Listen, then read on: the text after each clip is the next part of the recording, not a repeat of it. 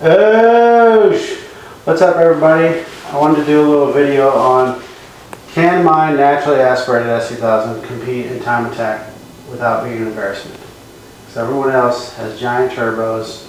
I got 2 liters, 2.1 actually. So, but before we dive into that, I wanted to give you a quick update on the intake system. There's not been a lot of progress, but there's been some progress.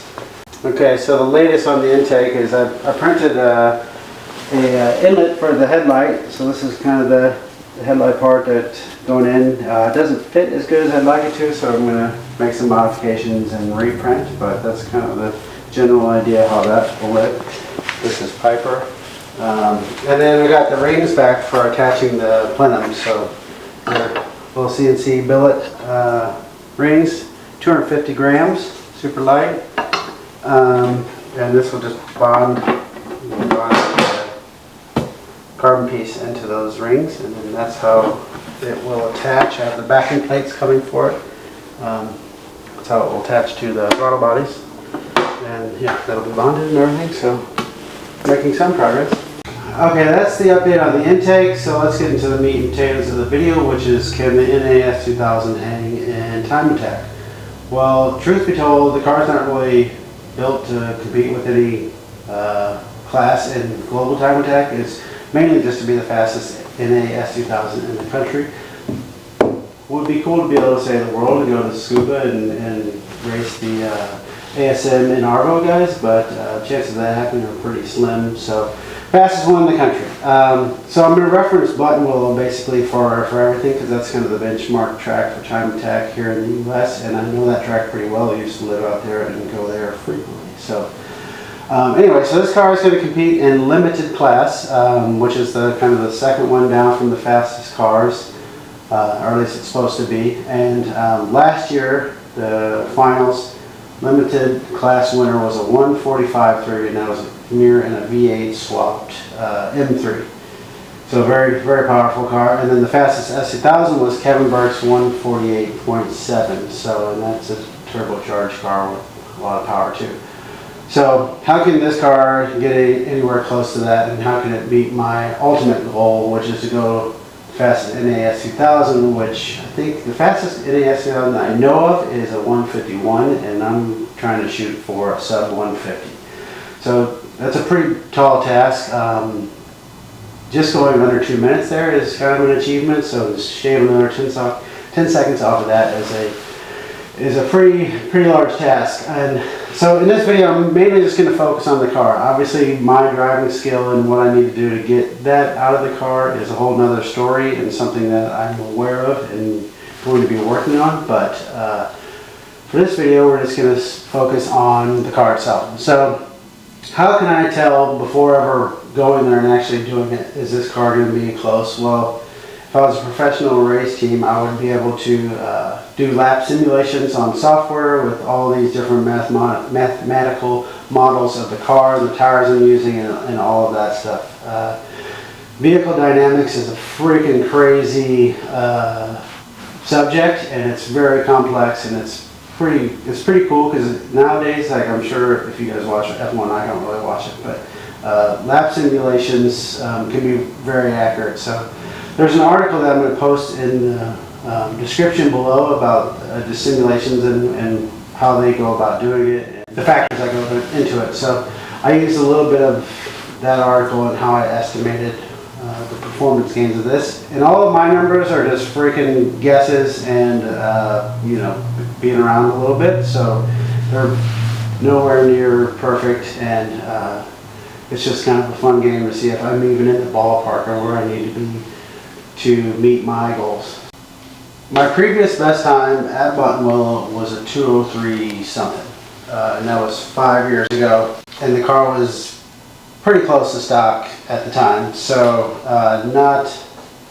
nothing spectacular, not terrible, but not great. And this is pre-paved, so I think the track is actually a little bit faster now that it's been paved. So I got my cheat sheets, and I'm going to run through kind of the main modifications I've done since then, and what % reduction in lap time I think it will do, and then what time that will come out to be. So, like I said before, I ran a 203, And it's easier to look at it in just straight up seconds. So 203 is a 123 seconds to get it on the track. And my goal is to run a 109. So I need at least 12% reduction to get down to the 109 seconds around the track. So let me tell you about the car before actually I modified, before I've done this whole craziness. So before all I had was road and track coilovers. I had 245 and 255 RS4 tires, and then I had an N1 spoon N1 catback exhaust. So it was, and then I took some weight out of the car. Like I took the AC, took the radio. I think it was a little over 200 pounds that I took out of the car, so it was a decent amount. And I had pole position seats. So I think the car was like just under 2,600 pounds. So I'm going to call it 2,550 just to make it even, and then I'm calling the weight of this 2,100 pounds. So I've reduced the weight of the car since then by about 18%, and I'm estimating that that is a 5% reduction in lap time. So I was at 123 seconds, now I'm at 117 seconds. And all these reductions, I'm not basing it, I'm basing it off the number below. I just went from the biggest reduction down to the smallest reduction. As you know, weight is a huge one. Is it really a 5% reduction in lap times? Who knows? It depends on track. So a smaller track where you're accelerating a lot of shorter straights and stuff like that, it may be even more than that. Power, I'm roughly adding 25% more power with this setup. So previously I'd say I had roughly 200 wheel horsepower, now I have 250. Hopefully a little bit more than that, but 250 is probably a safe bet. So I'm saying that's a 2.5% reduction in lap time, which brings me down to 2.5% reduction from the 117 to a 114.9. Aero, I previously had no aero in the car whatsoever. Now I got the spoon top, I got the splitter, I'm going to have the flat floor, I got the swan neck wing. So I've done quite a bit for aero. I'm saying the same thing as the power. That's going to reduce my lap time by 2.5%. So now we're down to 112 seconds. So those are the three biggest ones I think that will reduce my lap times. Now we're getting into the smaller ones. The suspension, I'm saying that's a 1.5% reduction. So for suspension, I have the Y-Fab, I have the JRZ, three-way coilovers, Carcep sway bars, and then obviously the ability to tune way more than the car was before. So I should be able to dial in the car and give me a 1.5% reduction in lap time. Again, just a guess. But now we're down to 110 seconds, 0.3. Tires, so previously I was on RS4s, I have AO52s, that's what the Global Time Attack spec tire is, but to meet my ultimate goal of being the fastest in a S2000, I could run whatever I want, slicks, whatever, but I'm saying that's another 1.5% reduction. It could probably be more than that with slicks, but anyway, so now we're down to 108.7.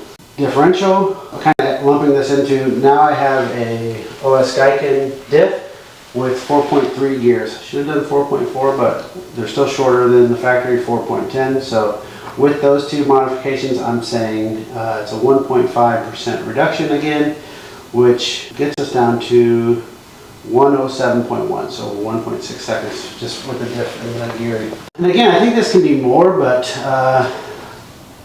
it also can be less, so who knows. So and then the last one I just added is weight distribution and track width. So if you look at that article I'm going to post below, weight distribution, they actually I think estimated it could be 0.7 or something, and the track width alone could be 0.7, but I didn't increase the track width that much. I think it was like 2 inches in the rear and an inch in the front or something like that. So anyway, I'm just adding those two things to note that those are kind of unique things, especially the weight distribution with this car being that it's more rear biased. Rear bias will give you better traction coming out of the corner and also give you better braking performance. So I'm saying that's a 0.5%, so that brings us down 0.6. So we're to 106.6, which comes out to a lap time of 146.6. Do I think I can run a 146.6 with this car? Maybe 3 years with fucking Lewis Hamilton training me. So this kind of tells me that I am in the ballpark, and I think I was pretty conservative of these things. Now it's just yes, maybe Lewis Hamilton can get a 146.6. Notice how I'm saying Lewis Hamilton, not Max Verstappen. But for myself, I think if the car is capable of a 146 and I'm 4 seconds off, I'm in the ballpark of where I want to be. So 146.6, what? No, so I talked to one of my friends about this that has some experience, and he thinks I'm crazy saying 146.6, which I do think is pretty crazy because I highly doubt that I'm going to be within a second of last year's winner, even when the car is perfectly dialed in. So I think the weight estimation was probably an overestimation for Buttonwillow, because Buttonwillow is not really a super tight track. I think the tighter tracks, it may be accurate, but for Buttonwillow, where there's more bigger straights, I think weight's not going to make a big enough difference. So if I move that to 2.5%, we're still coming down to a 148.4. Do I think that's possible? Probably not with me, TBH. Maybe with someone really good.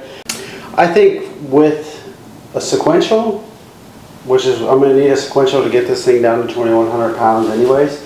With that sequential, I think it's possible to get to that 148 range, 149 range. I think with just the regular H pattern, we're probably going to definitely sub 155. If I don't get 155 on my whatever video where I say this is the most the car has, you guys should definitely call me out and say you suck at driving. But so anyway, I think with the change in the weight estimation, the 148.4 is close. So anyway, I'm excited. This means that, like, if I do everything right and we get the car dialed in right, and especially with the sequential, I should be able to meet my goal of 150. I don't know. What do you guys think? I want to hear people call me out in the comments and say how I'm stupid for thinking these things will actually make this big of a reduction. So anyway, thanks for watching. Like and subscribe. Peace and hair grease. So could I run 146.6? No, probably not. Could Piper? Absolutely. She's fast as dog I know.